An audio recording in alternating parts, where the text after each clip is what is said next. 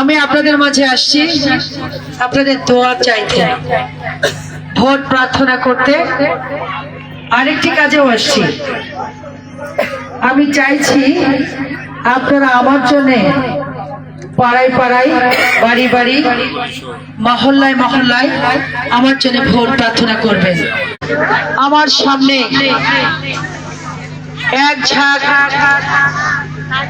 তরুণ নেতৃত্ব, আমার সামনে আমার ভাইরা, আমার সামনে আমার বোনেরা, সবাইকে আমার চৌগাছা চিগুরগাছাবাসীর পক্ষ থেকে আন্তরিক শুভেচ্ছা ও সংগ্রামী অভিনন্দন।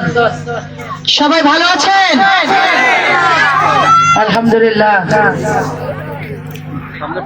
এখনো রাতের খাবার খাওয়া হয়নি, সেই জন্য একটু গলায় জোর কম।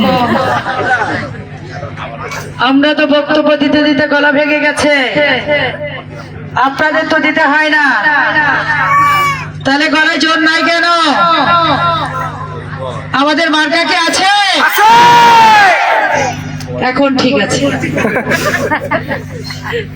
আমি আপনাদের মাঝে আসছি আপনাদের দোয়া চাইতে, ভোট প্রার্থনা করতে, আরেকটি কাজেও আসছি।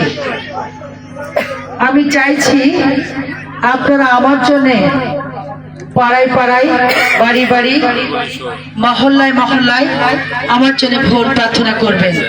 কি করবেন তো? ঠিক বলছেন? আমি কিন্তু আস্তে শুনেছি, জোরে বলতে হবে। 3 বার বলে ফেলেছেন কিন্তু আপনারা। দীর্ঘ প্রতীক্ষার পর যে দিনটির জন্য অপেক্ষা করছেন, সেটি কত তারিখ?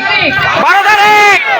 সবার দিকে আমার চেয়ে ভালো মুখস্থ আছে, মুখস্থ থাকতেই হবে, কারণ আমরা দীর্ঘ প্রতীক্ষার পর যে দিনটির জন্য আমরা অপেক্ষা করছি, সে দিনটি হচ্ছে সামনে আসছে ফেব্রুয়ারি 12 তারিখ, ত্রয়োদশ জাতীয় সংসদ নির্বাচন।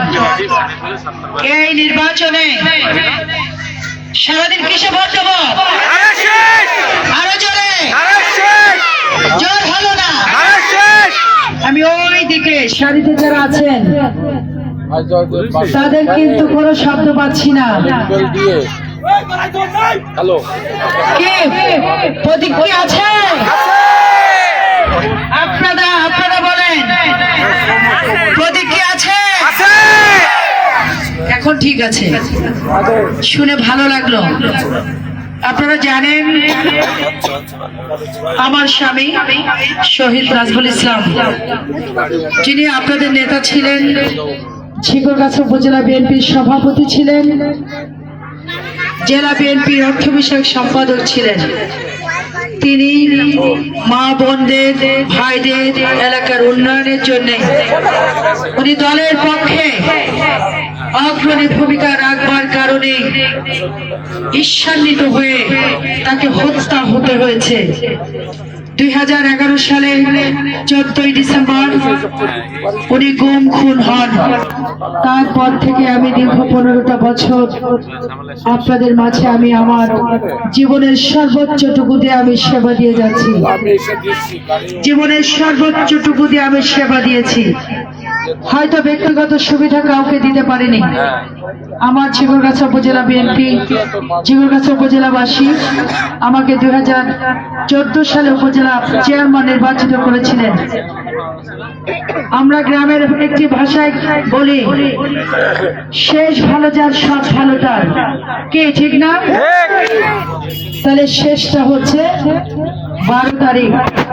12 তারিখে যদি আপনারা ধানের শীষের প্রতীকে ভোট দিয়ে আমাকে বিজয় করতে পারেন, তাহলে আমি নারীদের উন্নয়ন, অবহেলিত নারী সমাজকে আরো সামনের দিকে এগিয়ে নিয়ে যাবার জন্য আমি সবচেয়ে বেশি ভূমিকা রাখবো ইনশাআল্লাহ।